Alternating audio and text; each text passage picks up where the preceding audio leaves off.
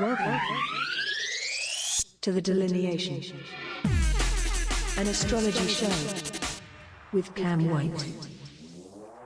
Okay, maybe I need to ditch that intro now that I play it again. Anyway, welcome to, I believe this is now episode 10 of the Delineation. Thank you guys so much for being here today. I really appreciate your time and energy. So this is going to be kind of a different episode. Pretty much to premise this up, America's going through its Pluto return.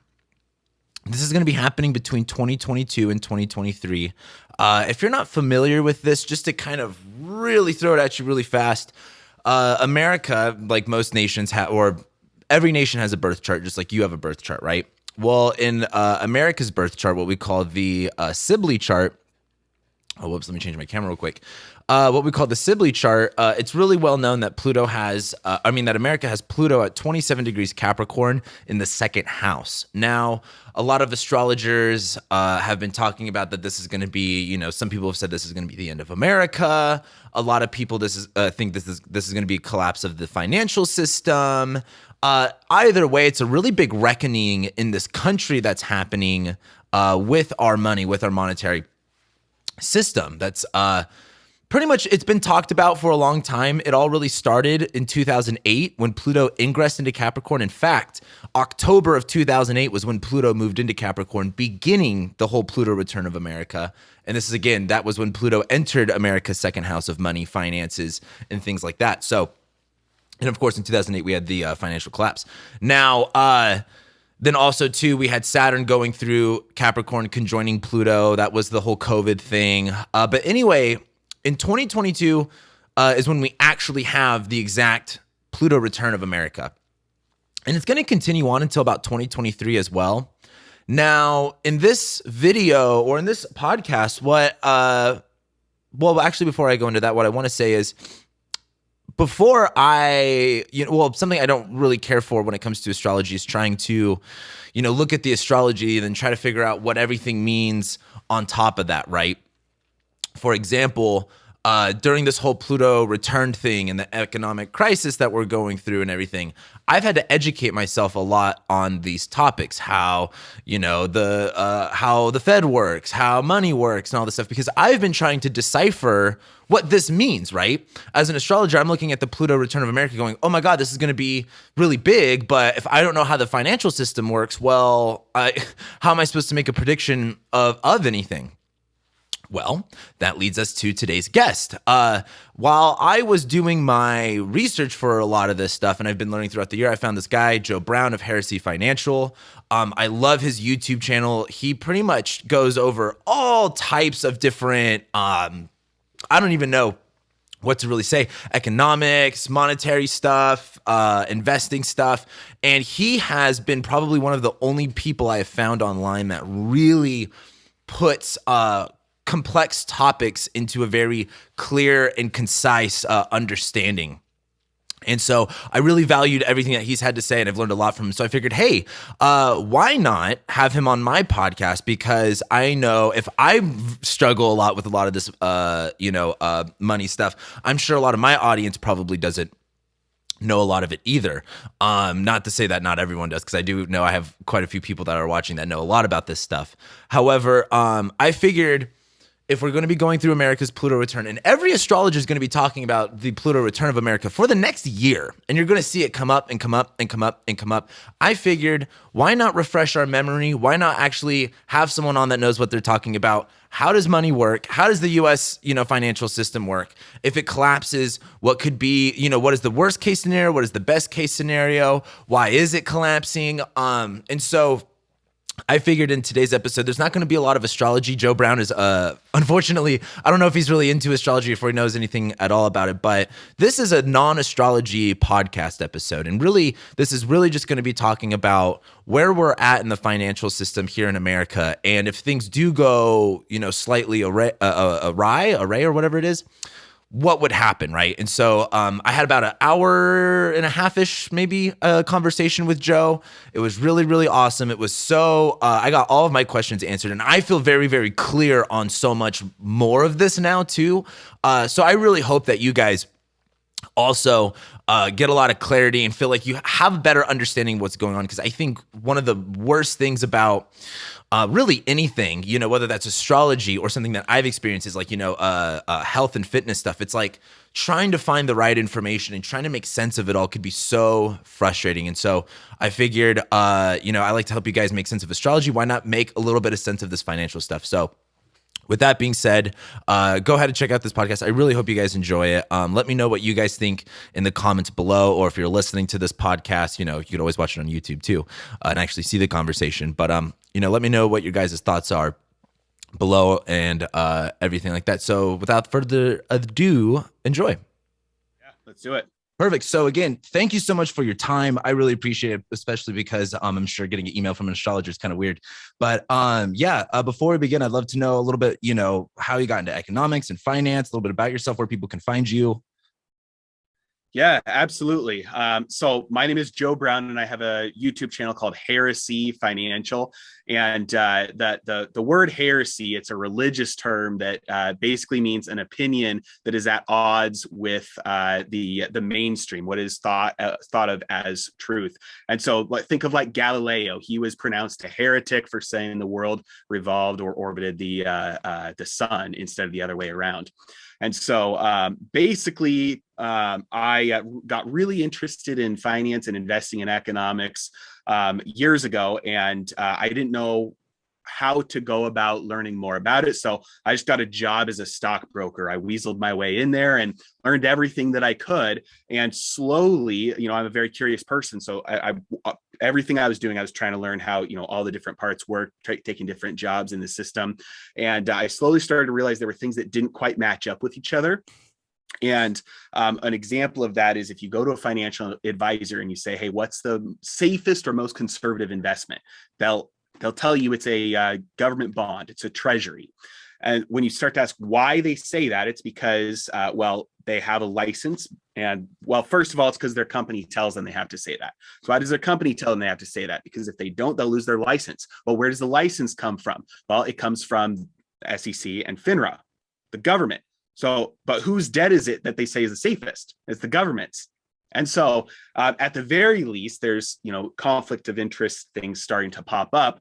And that's just one example. But I started doing some of my own research. I read a lot of books about this sort of thing outside and realized, hey, at a certain point after I was there for about 5 years, I realized I just need to go out and start educating people about how the system really works, because it's possible I'm doing more harm than good by staying inside. And so that's when I launched my YouTube channel, and I've been doing that since. Wow, that's incredible. I didn't know you actually started that way. How long ago did you start your YouTube channel? It was about August or September of 2019. So it's been very recent. Yeah, just a couple of years ago. Yeah. Wow. Okay, that's cool. Yeah, and I just found you just not too long ago either, because in my search for answers, because I'm a Gen Z, and so nothing in coming up in this world, nothing makes sense to me, right? I found your channel because you are one of the small channels I have found that can elaborate finance and especially things about the Fed that didn't make sense to me.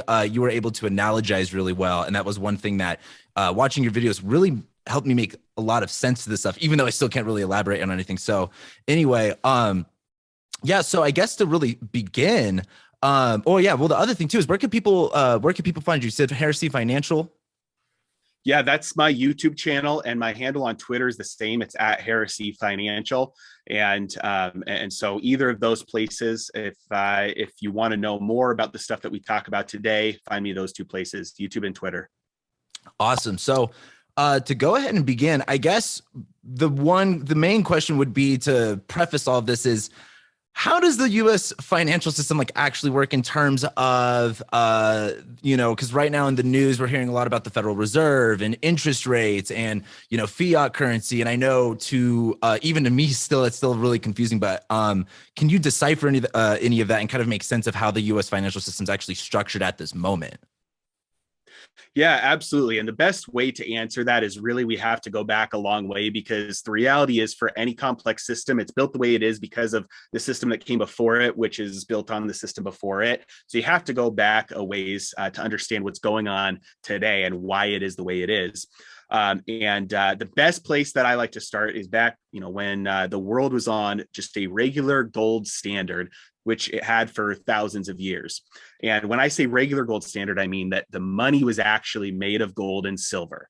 And so people had coins that were made of gold, silver, and copper, and they used that as money. They would plop a coin down on the counter to, buy lunch.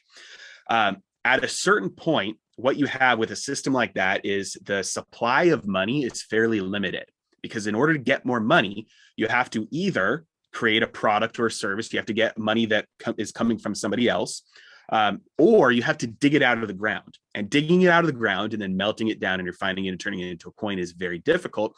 So the total supply of money is pretty much the same. It goes up a little bit from the companies that dig it out of the ground, but not much. And when you have a monetary system where the money supply stays the same, what happens is things get cheaper. So we know that, okay, Jerome Powell, Federal Reserve, there's a lot of money printing going on and things are getting expensive. So we know that relationship exists, even if we don't know why. The opposite is true as well. If the money amount stays the same, things tend to get cheaper. So you ask, well, why is that? What's the mechanism by which that happens? Well, when you have people that invent new things and figure out new ways to make more food, new ways to get places faster, new machines, when you have things like industrial revolutions take place, when you have new ways of farming and agriculture and all of that for thousands of years, what happens is real wealth is increasing. You're getting more food for less work. You're getting more stuff for less work, for less money, for less capital, for less investment of whatever it is. And so you have the total stock of real wealth is increasing over time, but you have the same amount of money. And so that means that the money becomes more scarce relative to the amount of real stuff. And the relationship of value is that if something gets more scarce relative to something, it becomes more valuable. So if money gets more valuable relative to all the stuff, that means its purchasing power increases. If it took all the money before to buy all of the stuff, but now there's more stuff, it still takes all the money to buy all that new stuff, which means that if you're only buying a little bit, it takes less money because that money is more valuable. So that's what happened for thousands of years. You have deflation. Prices get cheaper over time because real wealth gets easier to get your hands on and the money supply stays basically the same. That means that something like gold gets so valuable that you don't want to carry it around anymore. You plop a gold coin down on the counter and it no longer buys you lunch like it did 1,000 years ago. And now it buys you a lot more than lunch. Maybe it buys you a whole night at the hotel or a horse or whatever. And so you don't carry around your gold anymore. So you leave it with somebody who has the facility to store it securely. When you store your gold with somebody, they give you a receipt that says at any time you can come back, give me your receipt and I'll give you your gold back. Over this process happening for a long time, the people who store the gold realized nobody's coming to get their gold anymore. I gave him a receipt and he said he was going to come back and get his gold, but instead of getting the gold and then using that to make a big purchase, he used the paper receipt to make the purchase. So now somebody else might come back and use that receipt to get that same amount of gold. But nobody's doing that because they know the paper is essentially as good as gold. So for an example, if before there were 10 pieces of gold trading in the entire economy, now there are 10 pieces of paper in the economy representing those 10 pieces of gold. Same amount of money, it's just paper that's backed by the gold. Well, the people storing the gold realized we can make a profit here. We can lend out the gold that nobody's coming to get and make a profit on that because it's just sitting in our vaults. As soon as that starts, you have something called fractional reserve banking. That means that if all of the 10 receipts went to go get the gold coins, there's not enough gold coins because they've been lent out. The other thing it means is now there's not just 10 gold coins in circulation anymore. You have the 10 receipts that are backed up allegedly by the 10 gold coins, but you also have those gold coins that have been lent out. So now you have maybe 15 pieces of money circulating in the economy instead of just the original 10. So at this is a phase transition where fractional reserve banking came into play. And it's essentially fraud because you're saying to everybody, you can come get your gold at any time, but that's not true. Whenever somebody finds out about this, a run on the bank occurs, the bank collapses, and you have a big economic collapse because there's not as much money as people thought there was. Instead of this system being outlawed, it was nationalized.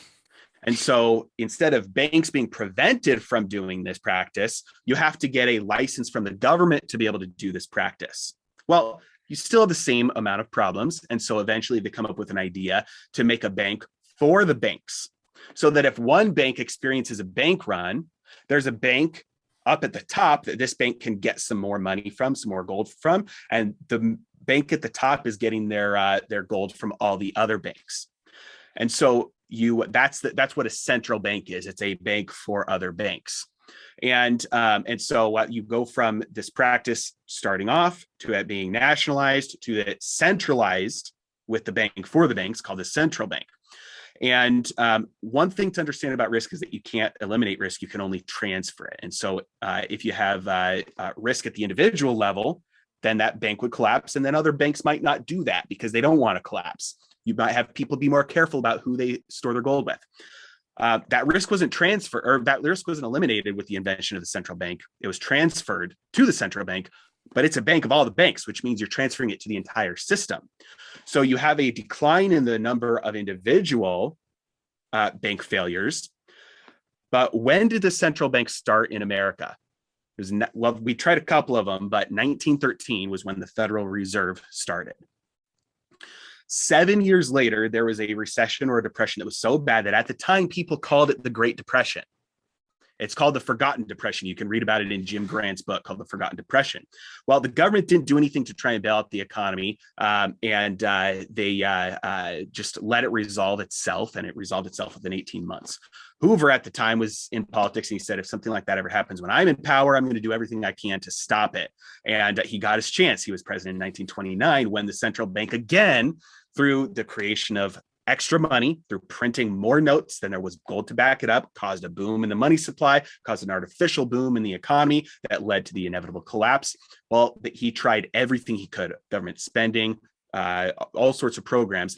FDR actually at that time on the campaign trail blasted him and said, hey, we should be doing a laissez-faire approach. He shouldn't be doing all this intervention, all this government spending.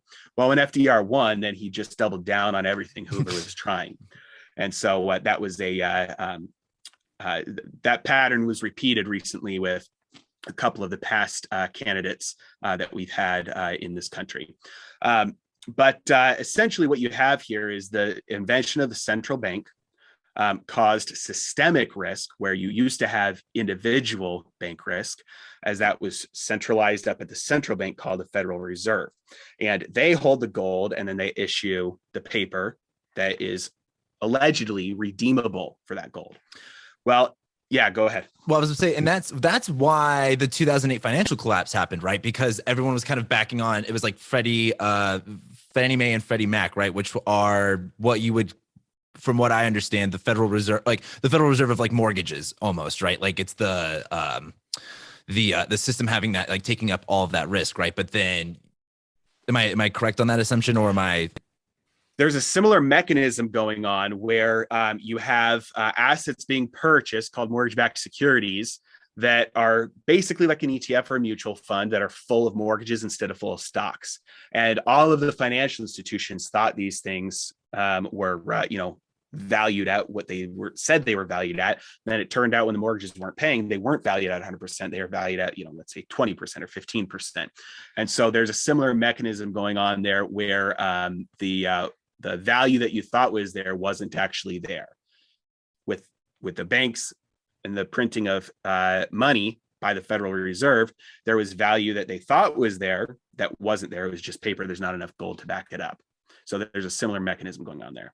So then how does that work with fee? Well, I was one of my first questions is definitely going to be like, how is the US the global currency, and what is fiat currency? How do those two things interplay with the Federal Reserve? Because I know It's a little bit, Mm. for example, like if the dollar collapsed, right, it'd be a little bit more complicated than just it collapsing, right? Because there's so many other things that factor it right now, right? Yeah, absolutely. And so that's a perfect follow-up question because that picks up where the last story left off at FDR after the Great Depression.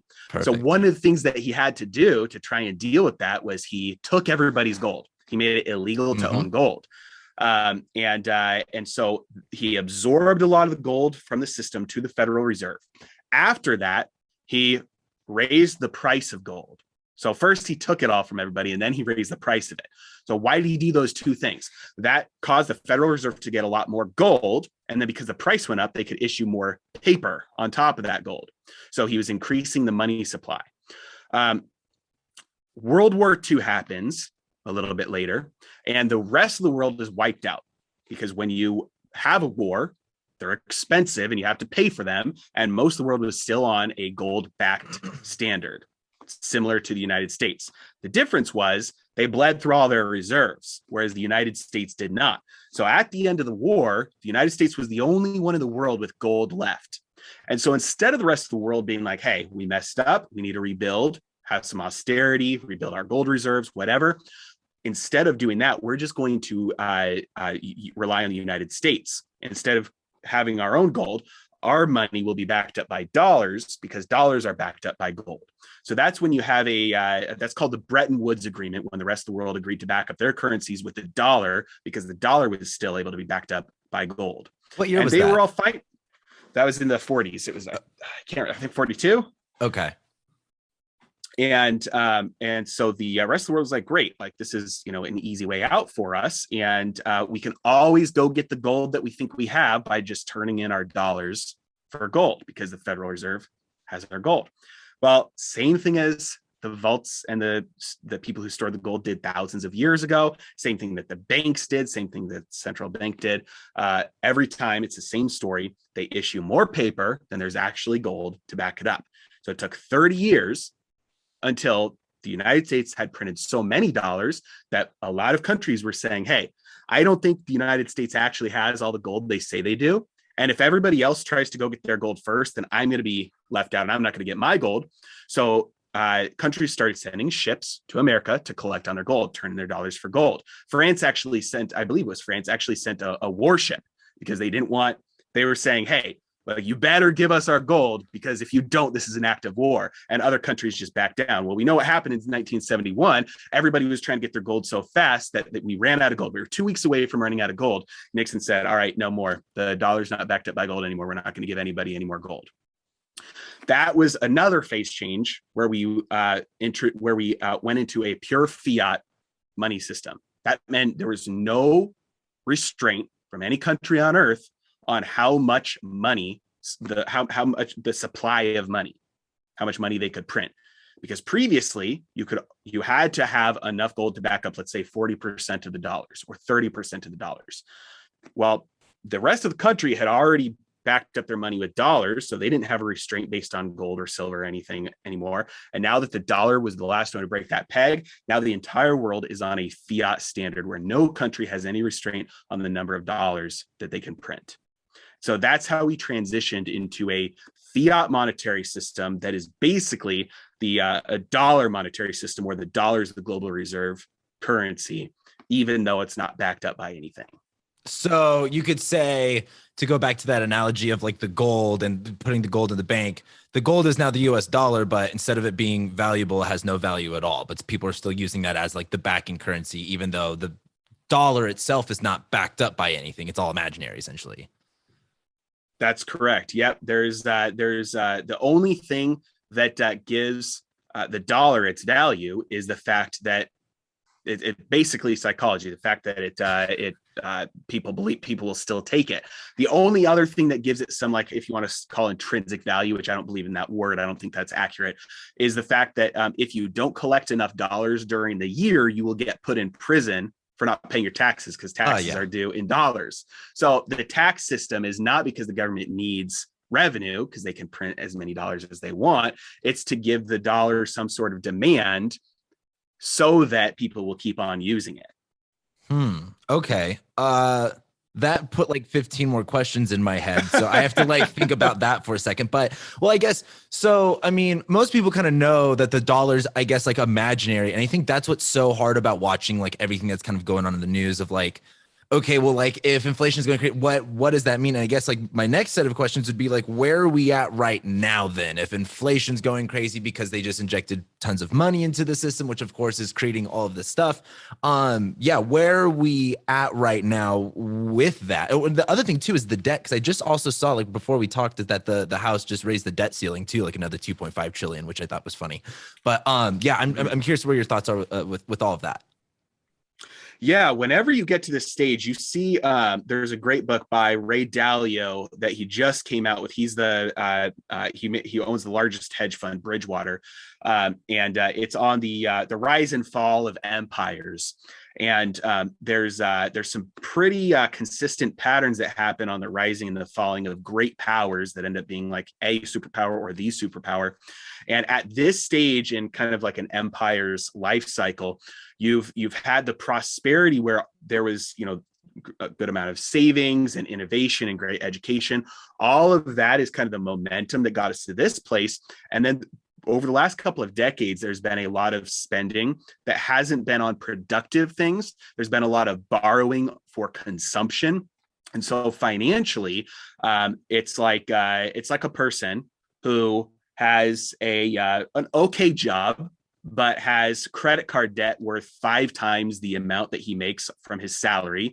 He's depleted his 401k. He's got 2 mortgages on his house. He's got 2 cars that are about to get taken by the repo guys because he's late on his payments. And so you've got the country financially in a very precarious situation. The only difference is they have a money printer. And so you have this ability, especially with a country who controls the global reserve currency, to print dollars to pay for things that you wouldn't be able to pay for if you had to tax or borrow to pay for them, because there's not enough money with the rich people or with anybody to tax to pay for those things, and there's not enough money of people that have it to lend it to the government, so they can't borrow it. And so the only way to then pay for some of these things without just defaulting and saying, hey, we can't pay for it, is to just print the new dollars and pay for it that way. So that's what we saw in the beginning of 2020. The government borrowed a lot more money than the economy could lend. And so that's why the Federal Reserve, you can look at something called their balance sheet, and that's simply the amount of assets that they own. All that is they've printed dollars to loan to the United States government. And in return, they've got a debt instrument called a treasury where it says the United States government owes those dollars back to the Federal Reserve. And so that's the situation that we're in right now, where through these old archaic mechanisms that were built on gold standards and before, the end result is you basically have a money printer that is paying for all of the things that they can't afford. And the reason why that's not a free lunch is because of something called purchasing power. So if you think about the game of Monopoly, this is a very commonly used example. It's not my own analogy. What would happen if you're playing the game of Monopoly and the banker just decides, I'm going to double everybody's money? You got 1 500, I'm going to give you 2. If you've got 1 100, I'm going to give you 2. Whatever amount of money everybody has, we're going to double the amount of money that's in the game right now. At first, everybody would feel very rich, right? The next property you land on, you can buy, no question about it. You can put a house and a hotel on your properties. When a property goes up for auction, everybody can spend more to buy it than the list price. So after a couple times around the board, what happens is costs go up an insane amount because everybody had the ability to buy things that bid up the prices, and rents are higher now because now there's houses and hotels on the properties. So the expansion of the money supply, creating more money, bids up the prices of everything. And what's actually going on when you increase the supply of money is you don't increase the purchasing power in the system. All you do is decrease the purchasing power by the amount that you're expanding the money supply. So you would expect that if the money supply doubles, then every dollar now can purchase 50 cents of what it used to be able to purchase. If the money supply doubles, the costs double. And so you have a way for the government to really, what's going on is tax people. They're taking purchasing power away from people, even though people feel richer because they have more number of dollars. It's really a tax where the purchasing power is being withdrawn faster than the number of dollars are getting to them. And so that's why you start to see a lot of these problems stack up. I think you had a video actually not that long ago where you explained that, and I didn't know that. We're essentially, again, like making the dollar worth less is making somehow the government profit more off of it, correct? Yeah, so that's one of the mechanisms that helps the government perpetuate this a little bit longer, is that, let's say, everybody's got their tax brackets, right? And so if inflation happens and everybody gets somewhat of a raise to compensate for inflation, you're getting more money. That means you're getting taxed more. And that means the government's bringing in more taxes without having to change the tax rates. Similarly, when the cost of products goes up, you pay more in sales tax, not percentage wise, just total. The company gets more in revenue, and that increases asset prices, because if a company's revenue goes up and their profits go up, their stock price should also go up. So when prices of everything start to go up in the system, that increases the amount of dollars that the federal government is receiving in taxes, even without touching tax rates. Wow. It's incredible learning about this stuff sometimes. Okay. So everything's going crazy. Inflation's going up and up because nothing really matters anymore. So the question is, where does this come to? Because the big thing in the astrology is that this is coming to ahead in the next two in the next 2 quarters, essentially.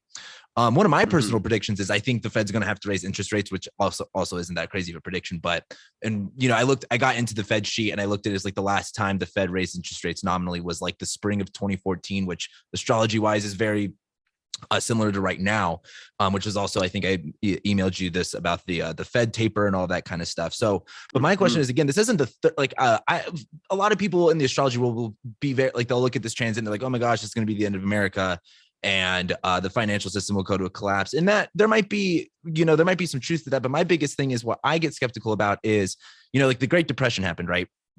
That level, like, not to say that level of bad can't exist anymore, but my question is, because the dollar is at the global backed currency, and everything is kind of riding on this, where does this ride kind of stop and end? And if let's say interest rates do rise, does deflation actually go that crazy? And if things do drop, how far do they drop? Because I mean, if things really drop here and like for the dollar, I mean, that's going to cause everything to fall, right? And I find that hard to fathom that the people at the top don't have something. I mean, if the dollar's imaginary, why wouldn't they have something else imaginary they can make up to continue the system? Yeah, great questions. And we'll probably have to kind of break it down into a couple parts. But what you have is the tightrope is getting skinnier. So a couple decades ago, the Federal Reserve and the central planners, they're walking on, a slack line, let's say, but that's gotten tighter and tighter and tighter to the point where they're on a tightrope now.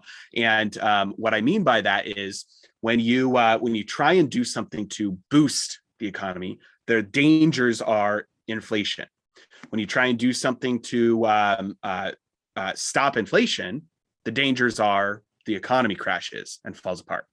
So they're trying to navigate right now. They've got hyperinflation on one side and Great Depression crash on the other side. So they're trying to navigate this without falling over into one side or the other, which is very difficult. And it's interesting that I think we emailed about this, talking about the next 2 quarters. I've been looking at next year as the time where we fall off one side or the other. And the reason for that is because when you were talking about the interest rates, the federal funds rate, what they've done over time is the interest rate, let's say it's up here, and then to deal with an economic crash, they drop interest rates. Then they slowly raise them back up, and then they drop them, and then they raise them back up, and then they drop them every time they have to.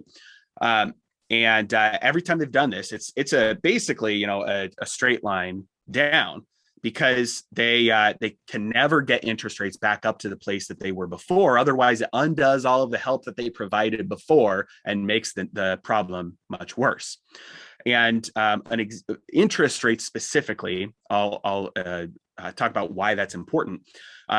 lowering interest rates expands the money supply, or at least it's supposed to.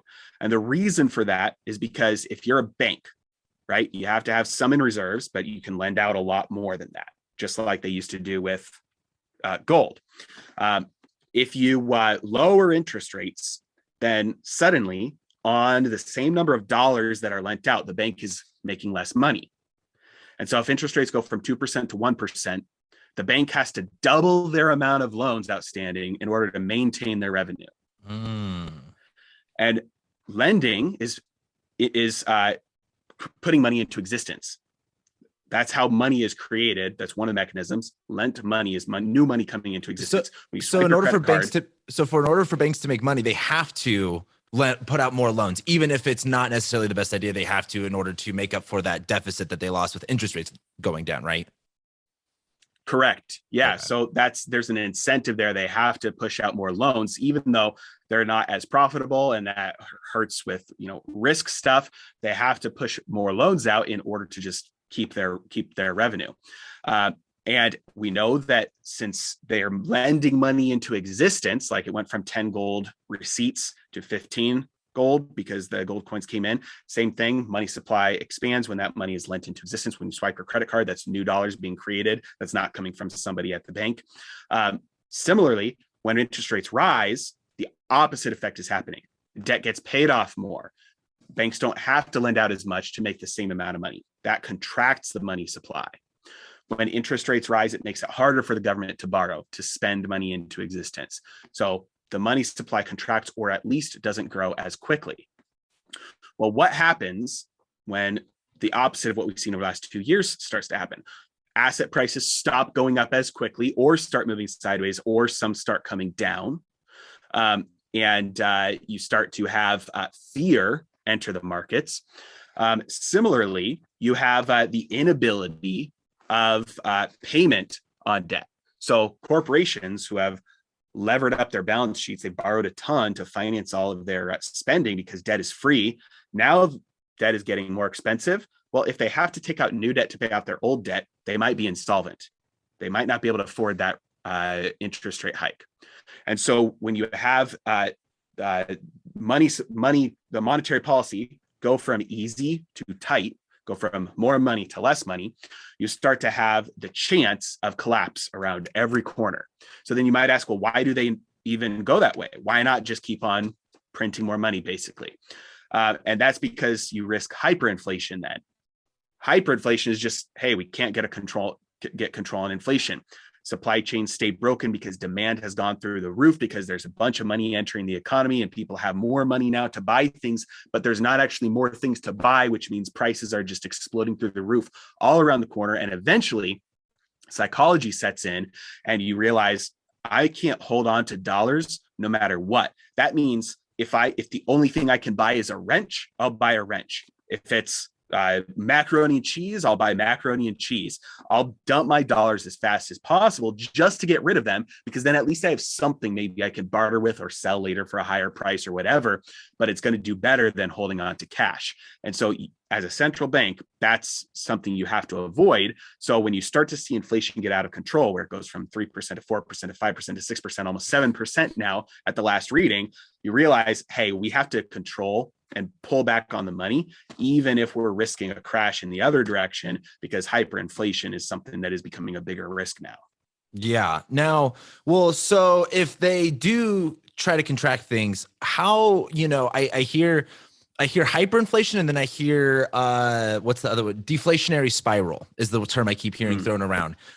Which it's really funny. In astrology, we're really specific on words because certain planets can represent things, and like things either being hyper up or hyper down seems to fit the bill a lot more. So that's where I'm so much curious, because again, if hyperinflation keeps going up and up and up, I kind of doubt that that's something that could happen. Seems, I feel like Jerome Powell seems a little bit more, I don't know, conservative, but maybe I don't know what I'm talking about.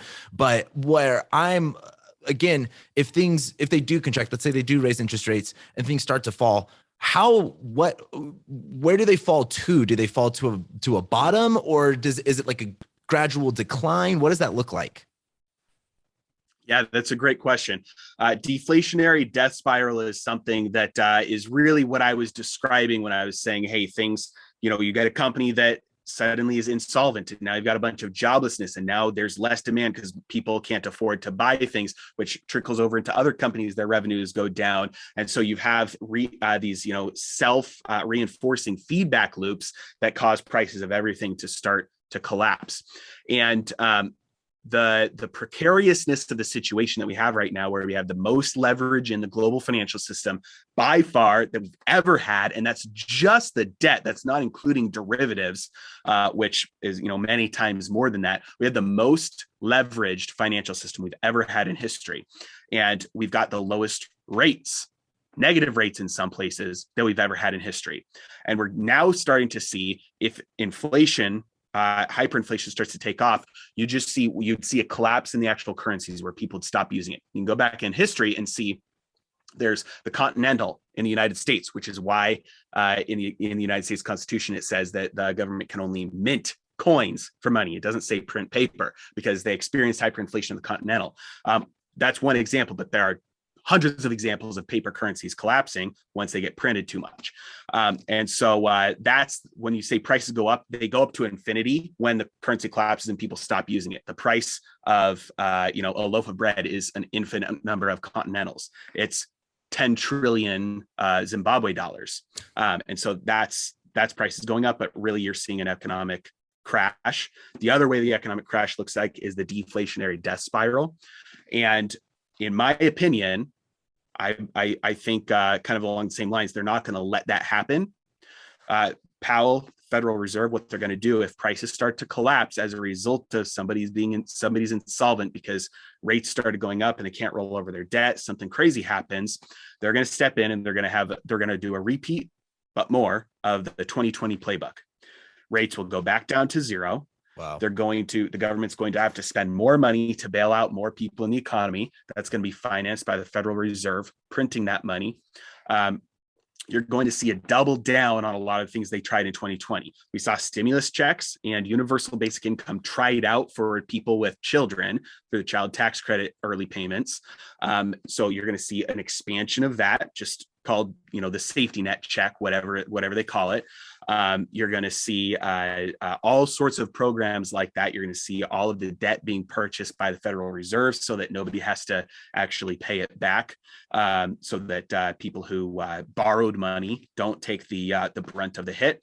So you're going to see a lot of crazy things like this happen. So next year, I expect a crash to start, the Federal Reserve to step in and finance the bailout of the entire economy. And then after that, that's as far as they can go. And that's when you start to see, I think, deflation, they stop it, and then we see inflation take off and you can never stop it. Is there any risk of the world taking off, or switching from the US dollar being the global currency? Like, would they switch to something like, I've heard people talk about what's the Chinese dollar, not the yen, the one, yeah. Is that a possibility? Because that's something also looking at. China's got some other crazy astrology stuff going on, but they're all is something if America was not, and the US dollar was not a good investment, if people would flee and just start using a different currency. But I also kind of see them having some issues too. So, well, I'm just more curious, is there any way that the US or that the dollar could stop being the backed up or the global currency? Yeah, so it's actually a question of when, not a question of if, because it's always happened. And we see these cycles repeating all throughout history, especially with currencies, number one, that are not backed by anything that gives the currency a restraint on expansion. And then number two, that currency starts being used as a vehicle to finance government spending rather than taxes or borrowing. Once those two things happen, it's a question of when, not if, the currency fails. Right now, as the global reserve currency, it gives the United States a lot more leeway than a country like Zimbabwe or Argentina or Venezuela or Weimar Germany would have, because we've got everybody on earth using the dollar. So they have a lot more people to absorb those new dollars that are being printed instead of just the 330 million people that live in the United States. The problem is that trend has reversed. So back when they bailed out the Wall Street after the financial crisis, the rest of the world said, we'll believe you. You're saying that you're going to buy all of this debt and then you're going to sell it later and you're going to unwind all this easing. We'll believe you and we'll participate in that with you. We'll buy the treasuries from the government. Every single time the Federal Reserve tried to start unwinding their balance sheet, the market couldn't handle it. So they had to reverse and maybe even add more to their balance sheet. That came to a head at the end of 2018 in December. What was called a taper tantrum, where the market just finally couldn't take it at all. The Federal Reserve had to reverse course. And then now we know that 1 year later in 2019, they started not QE or QE infinity, where they started actively adding to their balance sheet again. And QE is when they add to the balance sheet, which is when they're adding to the debt that they own, right? Which is to take the debt away from everyone else so nothing falls apart. Correct. Yep. And in return, they're giving new dollars into the system, which expands the money supply. They're to give me your debt. Here's a fresh dollar. Go do whatever you want with it. Create more debt, buy something, whatever. The rest of the world around 2018 realized it's not temporary. The Federal Reserve's balance sheet will never be unwound. So central banks around the world started selling treasuries on net for the first time. And now the Federal Reserve owns more US government debt than all other central banks combined. That didn't used to be the case. And so central banks around the world have already caught on to the fact that we need to de-dollarize. We need to start slowly getting rid of the dollar debt that we have so that we can then later get rid of the dollars. I think next year, the rest of institutional money, which is you got the biggest players, central banks, under them, you got institutional money, big money, and then under them, you got regular individuals like you or me. We're always the last ones to know what's going on and to find out what's going on. And so I think that middle layer, institutional money, big money, they're going to catch on. They're going to start selling government debt. They're going to start getting rid of dollars. Well, what happens when, if I don't want a treasury because, so the interest rate that you get paid on government debt, let's say, is 2%. I think it's for a 20-year treasury, it's 1.86%. I was just checking on my monitor. So over 20 years, every year you get paid 1.86% by the government to loan them money. How much is inflation every year? Right now it's 6.8%. That means you're losing 5% of your purchasing power every year for 20 years. At some point, people will realize that's a bad deal and they're going to sell that debt. Well, a treasury is just a dollar that pays you interest. It's just dollar debt. If you don't want dollars that pay you interest, you're not going to want the dollars that you get when you sell that debt, which are dollars that don't pay you interest. So everybody's going to start to get rid of dollars after they get rid of treasuries. Well, if everybody's getting rid of treasuries, China can't sell them to Russia because Russia's not buying them. They can't sell them to Germany because Germany's not buying them. Who's the only one buying them? The Federal Reserve. Well, now everybody has dollars, which they don't want. And everybody's trying to get rid of dollars. So I can't get rid of my dollars for yen because Japan doesn't want them. I can't get rid of my dollars for euros. So who's the only one who's taking dollars? The people who are by law required to take dollars, which will be United States companies.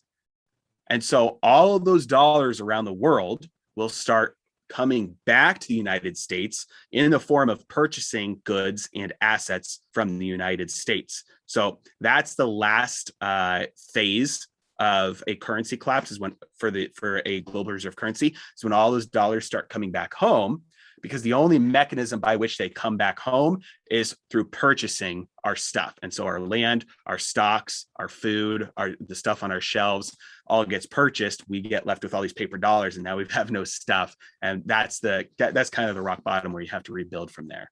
Well, that would kind of lead me to my next question of what's the worst and best case scenarios. And the worst case scenario, it sounds like the dollar's never going away and that we're pretty much stuck here being using it, and that inflation would go up because every other country is ditching it, right? In that case, we're not stuck using it. It just fails. Prices rise so dramatically that everybody dumps it, and it goes the way of every currency that's ever hyperinflated. And then even in the United States, eventually we just start using a new form of money after that. well, we're going to talk about that before we get to that. Well, yeah, I guess my next question would be like, well, what's the best case scenario, right? If that's the worst case scenario, what if things, do radically change, but let's say, what is the soft landing version of this to where like, everything works out okay, which, we'll see, but what is the best case scenario in all of this stuff? Well, and the other question too is, what is this? I mean, as far as even either inflation or deflation, how crazy do you think that can get? Like, what could that actually look like in people's day-to-day lives? Well, the only guide that we have is history. And when you say the question of how high can prices go, like it seems crazy. Like right now, if you look at the used car index, Manheim used car index, it looks like a penny stock, like, like a cryptocurrency, just off the charts, skyrocketing over the last year. Used car prices, it is unbelievable. Even new car prices, you can't find a new car at MSRP today. You can't find a used car that's less than 7 or 8 years old that is cheaper than it was when it was brand new. It's absolutely preposterous. So the answer to how high can prices go is actually infinite. And infinite means the currency is no longer accepted. So you can have $100 trillion and I will not give you my car. I will not sell you a pizza for $100 trillion because dollars are now worthless. So that's how far can prices go up. All that you're really witnessing then, if you take the other side of the view, is the value of dollars go to zero. So value of dollars go to zero. The price of everything goes infinite. So that's how bad things can get on the inflation side.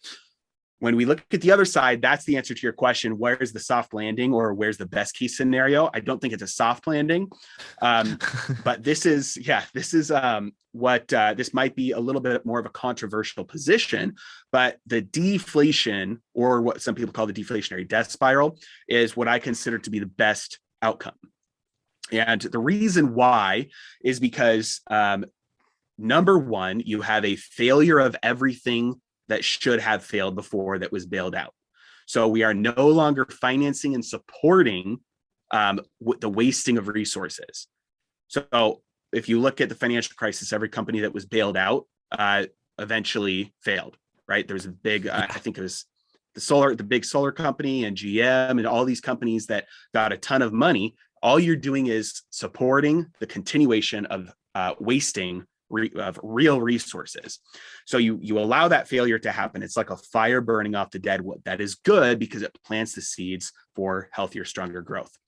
The reason why we can't have a soft landing is because the deleveraging, it's like a law of physics almost, has to follow the levering up, because leverage is just spending future purchasing power. If I make $10,000 every single month and I decide to spend $12,000 this month, the only way I can do that is either if I saved before, which means I spent less money before, or if I didn't do that, I'm borrowing that extra $2,000. But if I borrow that extra $2,000, I have to pay that $2,000 back by spending $8,000 the following month, or a smaller amount for many months. That still is the case when you're talking about a country that prints its own currency, because instead of talking about the number of dollars, you're just talking about the amount of purchasing power. If we've borrowed purchasing power, all you're doing is pulling that forward from the future into the present. That means that purchasing power is no longer there in the future. So the deleveraging happens either way. It's just inflation or deflation. And deflation is the healthier option because it punishes the borrowers instead of the lenders, and it helps the savers, and it helps everybody who has been doing things in a financially responsible way, because now they're the only ones left with the resources to rebuild. And those are the people you want to have the resources to rebuild, because then they'll keep on doing things their way. And the system now is built on savings rather than debt. Yeah, because from what I understood, deflation would be good for most people, because that would just essentially mean that their dollar can buy more, right? It has more purchasing power, I think. But if deflation does happen, wouldn't that cause assets, like the housing market, to kind of come down, right? Or would people be losing their jobs? I guess, what does the deflation look like on the worst case scenario? Yeah, again, we can look at history, and my favorite example of deflation as part of a crash instead of something that's good, because real natural deflation happened all throughout human history. Like if you look at 1860 through 1900, massive deflation consistently that entire time. People got richer, their wages went further. So even though people consistently got wage cuts, their purchasing power went up. So people got wealthier, even though their amount of dollars might not have gone up. People actually got wealthier during that time. So nominal wages went down, but real wages went up. That's good deflation. When you have pent up deflation that's been held back by money printing, then you get a deflationary crash or a death spiral.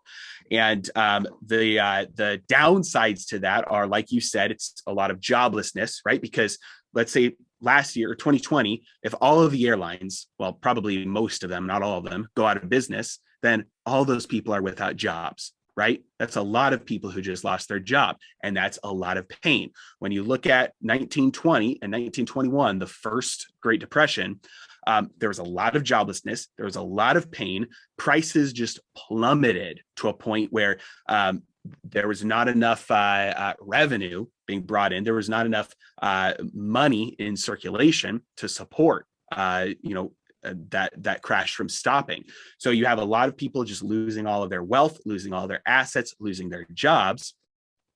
But it's not like an asteroid killing all life on Earth, right? You still have real stuff. All of those airplanes would have been absorbed by the airlines that did not go under. And the airlines that did not go under were, by definition, the financially responsible ones that were not over leveraged and were financially conservative and responsible and didn't overextend themselves. And when they get all of those assets, all those airplanes, all those patents, all those whatever, all the resources, now there's demand. They hire back a lot of those people that lost their jobs from other companies, and so you slowly rebuild on a much more solid foundation. The pain is short-term, extremely severe for everybody. Long-term, you're rebuilding on a much more solid foundation. So, well, what do you think now, if they did do deflation and it was a deflationary death spiral and everything kind of came to a bottom, realistically, because again, like the Great Depression that was in the 1930s versus this is 2021, how long would that even look? And what do you think? Because I mean, you were also saying too that the government would do the 2020 playbook again, and like, would they even be able to do that, or would they now have even more opportunity to do that because now the dollar's worth less? Well, I don't think that we're going to see a deflationary death spiral. That is the more painful option short term. And one thing we know about politicians is that they never choose the more painful option short term if there's a less painful option short term, even if that results in more pain long term. They're always going to choose the morphine over the surgery, I guess you could say. And so the situation that I think we're going to see unfold next year is we're going to see deflation start to happen. We're going to see some go bankrupt or start to go bankrupt. We're going to see prices start to collapse. I think at that point, the Federal Reserve will reverse course. They'll stop reducing their asset purchases. They'll increase their asset purchases. They'll start to do this. They'll start to spend a lot more money into the economy to keep prices elevated, because however bad inflation is, in their mind, deflation is much worse. So you ask, why is deflation worse in their mind? Well, inflation benefits people who borrow money and punishes people who lend money. Deflation is the opposite. Deflation punishes the people who borrow and rewards the lenders. Because if you borrow dollars today and then you repay them with dollars that are worth less in the future, you benefited. If I borrow $500,000 to buy a house today, and then hyperinflation happens and the currency collapses, I can pick up $500,000 off the street. There are so many dollars in circulation. Inflation makes it easy to get your hands on dollars. That's an extreme example, but over the last 30 years, you look at a house that was sold 30, 40 years ago for $25,000, $40,000, right? That seems like nothing today. That's a used car today. Yeah. And so And so that's what inflation does. It rewards the borrowers. Who are the biggest borrowers? Well, the biggest borrower is the federal government. They've got $28 trillion worth of debt. And so certainly politicians are not going to place themselves in a situation where that $28 trillion worth of debt becomes harder to pay back when they could make a decision to make it easier to pay back.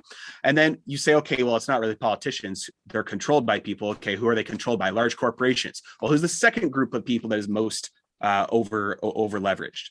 Large corporations. So if large corporations are wielding the government for their own purposes, they're certainly not going to choose deflation, which would make debt harder to pay back, which would push down asset prices, when they can choose inflation, which would make their asset prices go up and their debt easier to pay off.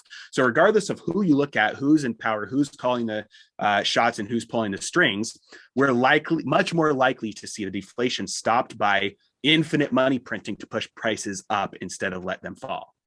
So you think we'll see like a little bit of a drop, and then again, inflation to go back up again? Well, then I guess the just inflation just keeps going on forever and ever and ever. At that reversal, when the deflation stops and inflation picks back up again, I think that's when the most amount of money that matters wakes up and realizes what's going on and starts to dump fiat currencies. And that might take until 2023. I don't think these things happen extremely quickly. It could even take longer.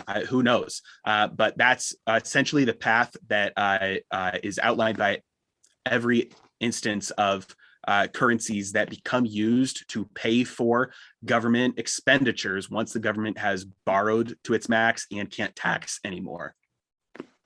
So, yeah, you think deflation will hit definitely in 2022, but coming back up after that might not happen until 2023. Could be, yeah, and it could be quick. Like the crash could be stopped quickly, and then we start because like the crash in 2020 was stopped quickly, and then asset prices rebounded, and we're not seeing the major inflation until what? It's almost 2 years later now, where we're seeing 5, 6, 7% inflation, and so by the time the hyperinflation shows up in the system after the next crash, it's probably too late to stop it at that point. And people then just start dumping the currency, and in the future then have to start using a new one. Oh, well, that's actually a great segue to my next question. Sorry, I'm looking over here now. My teleprompter thing died in the middle of this. So you're over here now. Well, so central bank digital currencies. I think crypto is, I mean, it's cool. It's kind of a nightmare when it comes to actually understanding it, in my opinion. But I heard central bank digital currency and I mentally checked out. So what is that? That would be a replacement currency, correct? That's what I'm under the assumption of. But I would love to know, or if you could explain how that works or what that would look like, because that's something I don't think anyone in my audience, maybe a few people probably would know about it, but I don't know if that's really something that's even in the mainstream right now. Yeah, it's a great question. And there's a chance that a central bank digital currency might be pushed as the replacement. And I think there's a good chance. I don't know if it will succeed as being adopted as a replacement. So the first thing we need to understand is every time a currency collapses, the first thing that happens is the people on their own start using something else as money. So in Lebanon right now, their currency is collapsing. They're experiencing hyperinflation, and they're using dollars and euros as money anytime they can instead of the Lebanese lira or Lebanese pound. The terms are used interchangeably there. And so when the currency starts to collapse, you use a different form of money. When the dollar starts to collapse, every fiat currency is in the same boat. So people all throughout history, when fiat currencies collapse, have resorted to using gold or silver or some other form of money that's safer or more has a better foundation.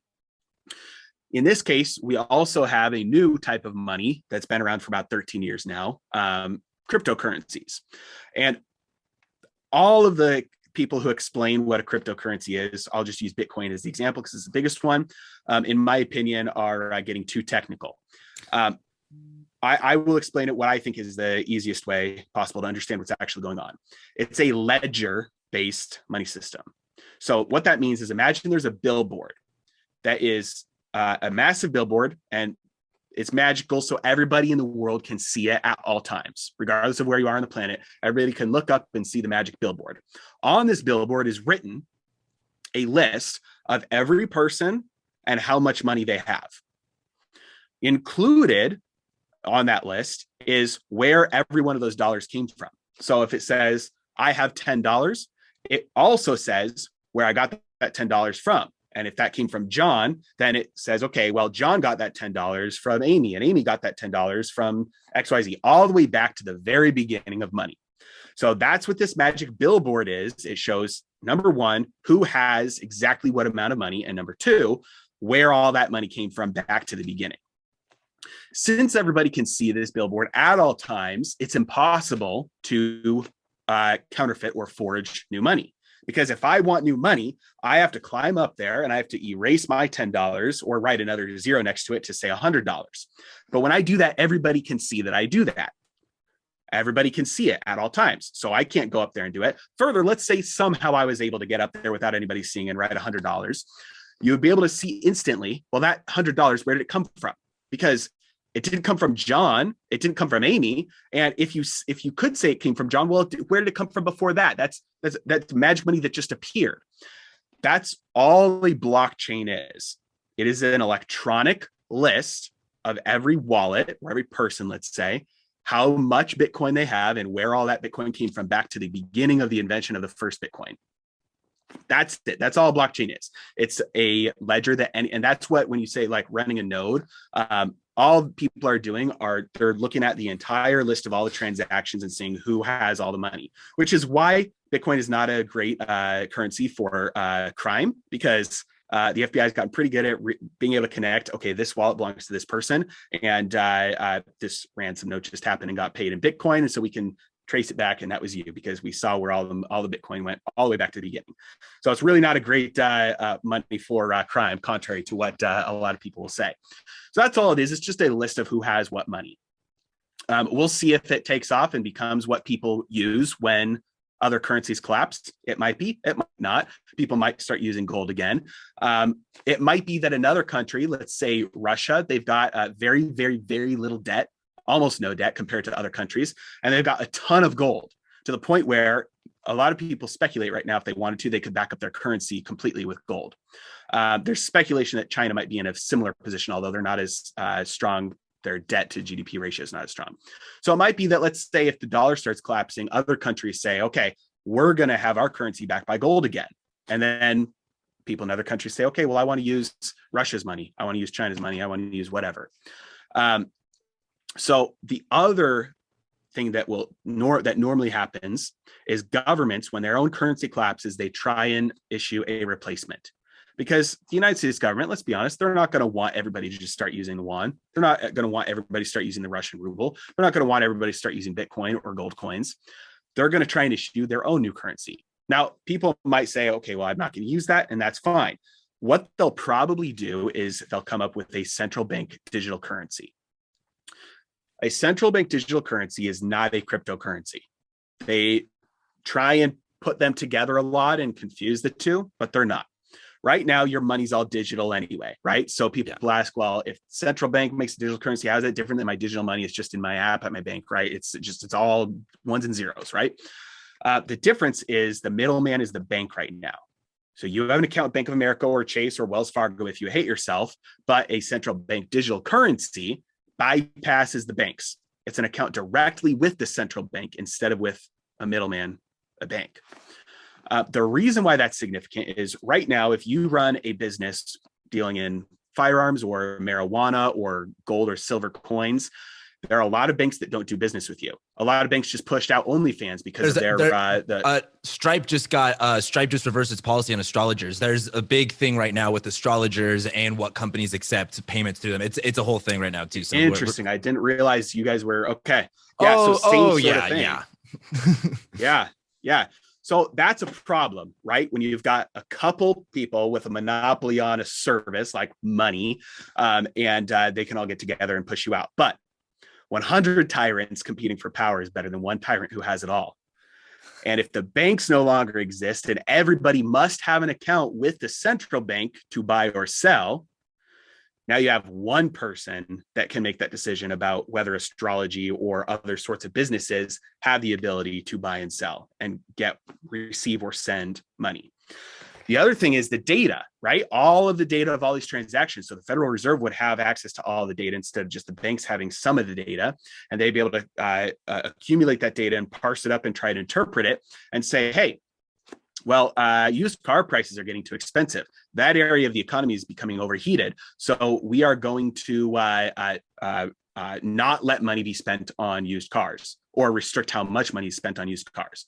Or if you've already bought one used car this year, you can't buy another one this year. Or let's say an area of the economy is being underserved. So maybe in certain areas of the city where there's underprivileged communities that have businesses, you get a credit from the in your bank account, but that money can't be spent anywhere. It can only be spent at certain businesses to try and stimulate growth in those areas. So if you have perfect morals and you have all the perfect information and the ability to execute on that information, then maybe you have a utopia and that system works great. But the chances, power corrupts and absolute power corrupts absolutely. And the ability for some people to decide at that micro level how resources are allocated throughout an economy is very dangerous, to say the least, and most likely is just very destructive. So if a central bank digital currency gets rolled out and the rationale is, hey, we didn't have enough control before and that's why it failed, so on this one we do have enough control and everybody has to use it, the upside to that is that systems like that usually fail under their own weight. Yeah. And so it wouldn't stick around very long because it would collapse pretty quickly. So, but the central bank digital currency that would essentially eliminate the need for most modern major banks, which would probably make a lot of people up top pretty unhappy. But yeah. It would be more likely like a nationalization of the banking system where they're kept around for the plumbing of the financial system. So their infrastructure, all of that sticks around to help the implementation, but it's more nationalized now. It's all brought underneath the house of the Federal Reserve. And they're now like almost like government employees instead of private companies. And it's kind of absorbed that way. And so the nationalization of the banking system takes many different forms. It's happened many times. The rollout of a CBDC would likely coincide with that. How likely is a digital currency like that, or I should say a CBDC, to happen? Or is that kind of like, is that something that like they're just speculating, or is that like a plan that the Fed's definitely going to like initiate? They, as time goes on, it seems like it's getting more and more likely. Just about 3 weeks ago, they announced they called it the New York Innovation Center, something like that. And right now they're researching the development of central bank digital currencies and trying to advance the technology in the current digital payment system, especially cross-border payments.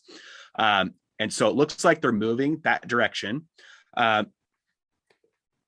In a crisis, it can happen like that because then they have the reason for it.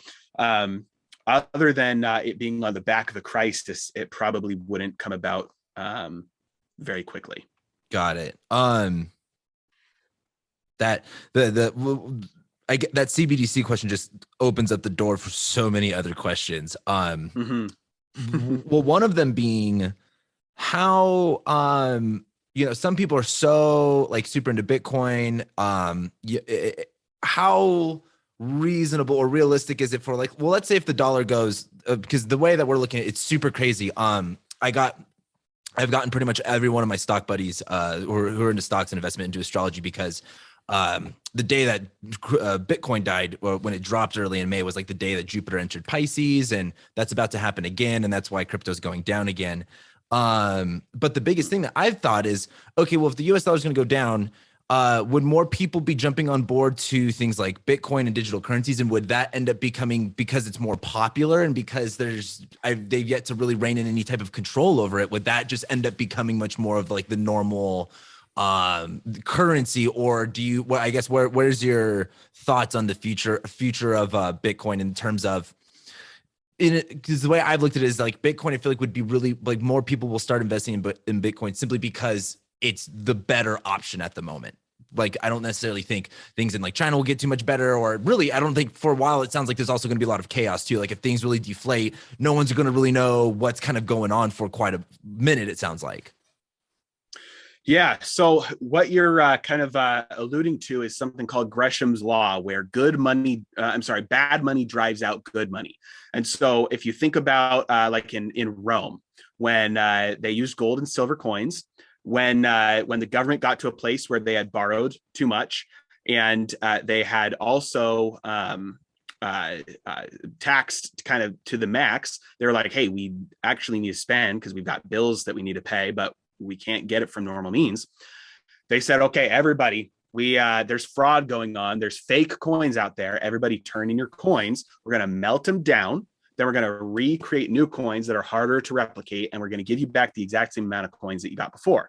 So everybody had to do it. They turned their coins. And then when they got their new coins back, they realized there's 20% less gold in it than there was. These are smaller coins, or it's mixed with a little bit of other metals.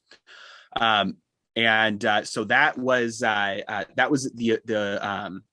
the ability all at once to kind of pull purchasing power out from the rest of the economy. Sometimes they didn't do it all at once, though, and just as money came in, they would mint new ones. Well, when people realize, hey, there's bad money out there and there's good money out there. Some of this money is worth 10% more than other money, but the government is mandating that they're the same value by law. But I know they're not. So when I'm going to be faced with a decision to spend my money, if I'm going to buy a sandwich and my sandwich costs $2, but I know that one of my coins is worth $2 and one of them is worth $1, I'm going to give him the one that's worth $1 because by law he has to accept it. So when you have good money in circulation and bad money in circulation, people will hoard the good money and spend the bad money. So right now, people are buying gold and they're hoarding it. They're not spending it. They're buying silver and they're hoarding it. They're not spending it because why would I spend it? I can spend my dollars. People are buying Bitcoin and they're hoarding it. They're not spending it. Why would I spend my Bitcoin? And so bad money drives out good. I'd rather spend my bad money and save all my good money. That accelerates as inflation takes off. And you have a situation come up where people really don't start using the good money until they have to. So if you look at Lebanon right now, it's a great example of people who will, for official stuff that's set in official prices, especially by the government, they'll use the official Lebanese money, the lira or the pound. But a lot of shop owners, especially ones that are black market or parallel market, they can get away with it. They'll say, no, I'm not going to accept that. I'm going to accept dollars or euros only. And if you want to pay me in the Lebanese lira, then you have to pay me the same amount as the black market rate for dollars. And so in the collapse of currencies, you tend to have a rush to alternative stores of value, alternative forms of money for storage until just nobody accepts the bad money anymore. And that's when the new money kind of becomes solidified as what are people going to be using as the new money? Well, it's whatever works best. And it's very possible based on the properties that it's Bitcoin. If history follows suit, then it's, probably gold. We'll see. I would say, what's your I guess prediction with where things land? Do you think that if you think there might be deflation, do you think we'll end up sticking with the dollar? Do you think they'll end up doing a CBDC at some point, or do you think Bitcoin will have some type of much more like a bigger leverage in like the market? Well, if I had to guess on which one would come out on top, well, it's hard because when you have the pendulum usually swings in complex systems from centralized to decentralized. And when things are at peak centralization, then it starts to break and swings over to peak decentralization. And then the growth and maturation of those systems comes, they start to centralize together again. So like the United States was founded, it was completely bottom up, decentralized over the last 250 years, is completely switched and gone the other way. And that was in reaction to the centralized system before it. And so you have the pendulum swinging back and forth. We are at the most centralized in terms of the monetary system that we've been in history. So history would suggest that our financial system, our monetary system, will swing back towards more decentralized. What that means is competing monetary systems. So you've got El Salvador just adopted Bitcoin as its national currency, as legal tender in El Salvador. They're increasing their GDP as a result because it's cheaper for people to send money home and faster. And other countries are going to follow suit, especially poor countries who have no natural resources and no ability to compete globally. They're going to start following suit because at least short term, it's a good way to compete. I would be shocked if legacy countries or old, like your Eastern European countries, Russia, anybody like that, starts aggressively going towards Bitcoin. But let's say Bitcoin does start taking off and more countries are using it as money. That means gold will have to come into play to combat Bitcoin, because if everybody's moving towards Bitcoin, nobody's going to use dollars or yen or euros anymore. But the countries that have gold to back them up, people still use that because they're using Bitcoin because fiat currency sucks. But if fiat currency is very, very well secured and backed by gold, well, you eliminate a lot of how much it sucks. And so countries that have a lot of gold will have to use that gold to compete with Bitcoin. And so I anticipate that over the next coming decades, we have a lot of fracturing of the financial system and decentralization and monetary systems, different ones being used rather than just we wake up one day and everybody use Bitcoin. Yeah, well, because that was one of my biggest goals out of this conversation is like, and I think you kind of answered it there, is, what does this actually look like in normal day life? Because again, like, we're not just going to wake up and then all of a sudden your dollars are, maybe one day your dollars are worthless, but it's not that simple. It's not that simple, right? Like the world can't just stop like that, I guess, in these times. So I guess you're more so saying that, like, yeah, the dollar will become more and more sketchy and you'll see more and more alternative currencies, whether that's, Bitcoin or going back to gold. And then you think also too, if Bitcoin goes up, that more and more national currencies will start going back on the gold. So you kind of sound like that you think that the gold standard will come back regardless, almost, because it almost sounds like it has to, unless we're going to do this inflation, deflation, up and down game forever.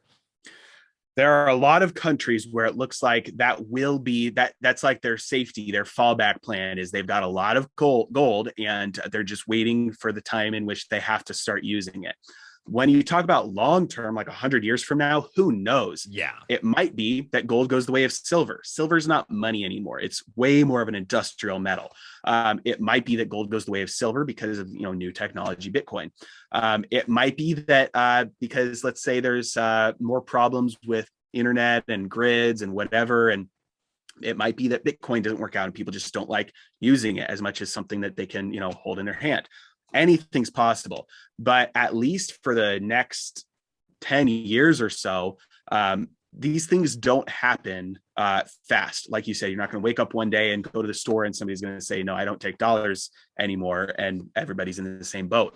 In that situation, prices go up. They go up a lot, They go up quickly, and eventually people just start using other forms of money alongside, and then eventually stop using the old one altogether. These things take a lot of time. But that being said, those who own assets and those who have the gold and the silver and the Bitcoin and the land, the real estate, those are the ones who preserve their wealth through that transition. And then when things get repriced in the new currency, it doesn't matter. I have my real wealth already. I don't have to try and go get a lot of the new dollars and try and buy new wealth because I didn't buy it before. Okay. Yeah. Because because one thing I think a lot of people in the astrology world, I think it's easy to see a transit and then think the worst. Like what's going on for America, it looks pretty bad. And so I'm trying to think of, again, like what, how at the end of the day, how bad can it realistically look? But at the same time, how could it more manifest literally? And so that was just one of my big questions of how would it look for regular, normal day people? And also too, what's something, I guess, like, should people actually be more looking? I'm sure you as a financial expert will always tell people to get more financially literate. But I guess, is this probably a good time to start looking into this type of stuff? Or is this something that you think would kind of like, for example, in the health world, I feel it's because I've done like a really big health journey this year, and it's like you have to completely have a whole education on health and nutrition to even make it easy in your life. Is this something that like people need to go out of their way and learn in order to, be financially healthy? Or do you think that this is something that's going to be talked about more and more to where people will kind of know what's going on? Usually these sorts of things, they become all encompassing. Like there's not a single person in Lebanon that doesn't know the current black market exchange rate between dollars and lira. Not a single person. At the same time, though, most of those people didn't see it coming in advance. They didn't buy the gold before. They didn't buy the land before. They were consuming and they were buying garbage before because they felt rich. And now they wake up and realize, it's 2 years later, 3 years later, and I'm actually not rich. We can barely make ends meet. So what it looks like is prices just keep on going up. There's shortages. That's always a huge thing because really you're not making any more stuff. You're just giving the people the ability to buy the stuff that was already made. And now there's not enough stuff to go around. And so you start to see a lot of shortages. You start to see maybe price controls depending on the government. You start to see prices increasing and things just in general get a lot harder to afford. Life gets a lot more difficult to go through. And the ones, I'll say again, the ones who purchase real assets before this starts taking place are the ones that are able to preserve their wealth and their purchasing power. Because if you've got $100,000 in the bank, it's possible in 10 years that's not going to buy you a loaf of bread. It's just worthless. And so it's much better to take that $100,000, buy some gold, buy some Bitcoin, buy some silver, buy some real estate, buy some land, buy some stocks, and then those companies likely aren't all going to go out of business. Your gold is still going to be around like it's been around for thousands of years. That land is still going to be there. It's not going to get hit by a meteor. And so when you have the real assets, and you can read these things happen, there's history books about every time these things have happened throughout history. Those are the people who preserve their wealth and their purchasing power. And eventually everybody knows about it, right? Like right now, everybody's heard the name Jerome Powell. 20 years ago, nobody even had heard the word Federal Reserve or knew that there was a position at the Fed called the chair, or knew that they had any hand in the creation of money, let alone the memes now like Jay Powell, printing money and spitting it out of the printer, So there's a lot more literacy that just happens as a byproduct of these things happening. But the trick to kind of really be set is to know about them before they start to unfold rather than get taken by surprise. Yeah, because that's the one thing that I looking at all this, it's like I think everyone's worst nightmare is waking up, then all of a sudden financial systems changed and everyone's shit out of luck, right? Well, that pretty much, that kind of covers all of, I guess, everything that all the questions that I have tons of more now, but I'm sure like everyone does. I guess the last thing would be like, do you have any final thoughts on this? What are your, I guess, opinions on what everything, I guess, is going on? I think a lot of people, what's really cool about astrology is a lot of these people are being affected by the same, like everyone is being affected by inflation right now, right? Where do you think things are going to go? What are your, I guess, do you have any final opinions or anything that you didn't share that you would like to share? Yeah, two things. The next time stimulus checks are handed out and the next time there's a rescue, the next time there's a bailout, it's likely that it'll be done through a CBDC. And they'll say, hey, if you want to get your $2,000 stimulus check, download this app, open up a wallet with the Fed. That's where your money is. And that's how you're going to be able to spend it. And that will be the way that they start the transition to the new system. And once any money that's inside of that is 100% controlled. If they want to stop a transaction from taking place, reverse a transaction, give you more money, take money away, they can do all of that. And so it's up to everybody. Like if you want the $2,000 and the only thing you can spend it on is food, is fine. As long as you have something outside of that you can rely on that's not controlled, that's fine. Just be aware that that's how these things start. On the backs of the emergencies, they say, okay, here's your money, but here's how you got to get it. The other thing is diversification outside of countries, because as things start to fall apart, you have game theory set in. And suddenly you have countries that say, hey, everybody else is getting less free. The more free we are, the more money and the more smart capital and the more capabilities we will attract. And so you start to have competition between countries take place. And so having something like at least having a passport so you can leave, right? Like we saw during the pandemic, nobody could get a passport. Like it was impossible to get an appointment. So even if you wanted to try and leave, you couldn't. Having some of these things set up just in case, you never know, it's probably not going to happen, but just in case we see tyranny set in around the corner, having an exit plan, just in case. Have a couple gold coins stored in a private vault in a different country. That way you don't have to go through the airport and try and become a mule and get the money out and then get caught and go to jail, that we don't have to worry about sending a wire out of the country, which is going to be blocked. So having some things in place, just in case, a little bit, just to help yourself get set up just in case things happen, I think is smart ahead of time. And ultimately long term, if you don't need it, it's kind of like fire insurance. Better to have it and not need it. Yeah. Well, now that I'm thinking about it, I do have one last question for you. So you also think that things are going to be coming down around these first 2 quarters of 2022. Why? The deflation and the crash starting right around the corner next year, I think, is because of how fast things start to happen when intervention really takes off. So financial crisis, and there was a couple of years later of volatile markets, and then 2018 was when the taper tantrum hit. They had to reverse course, and then 2019 was when the repo market blew up, and then early 2020 is when they had to bail out everybody, and rates starting to go up right now with the Federal Reserve pulling back. Warren Buffett says you don't know who's swimming naked until the tide goes out. And right now, there's a lot of people swimming naked because there's a lot of free money that's been pushed out into the system. And when you start to pull that back, you realize very quickly how much instability there is in the system. And these things start to happen faster and faster and faster. And it's possible it takes longer, but with the way that asset prices have started to react already to the potential of tightening monetary policy, by the time we actually get those rate increases, and by the time the balance sheet really stops growing, with the amount of money the government is spending, which is purchasing power taken away from the economy, it's very likely that trips something up very quickly here.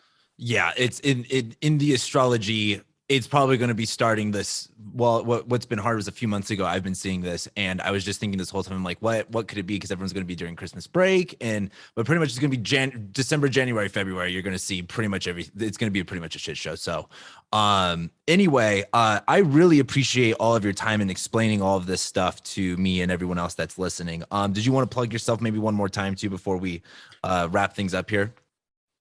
Sure thing. Yeah, I appreciate it. On my YouTube channel is Heresy Financial. That's Heresy. And it's my Twitter handle is the exact same. So if you want to know more about any of this, just follow me those 2 places. Well, sweet. Thank you, Joe. I super appreciate it. It was super nice meeting you and being able to talk to you. I super appreciate your time and everything, man. Absolutely. Thanks for having me. Of course. Well, I hope you take care and have a great rest of your day.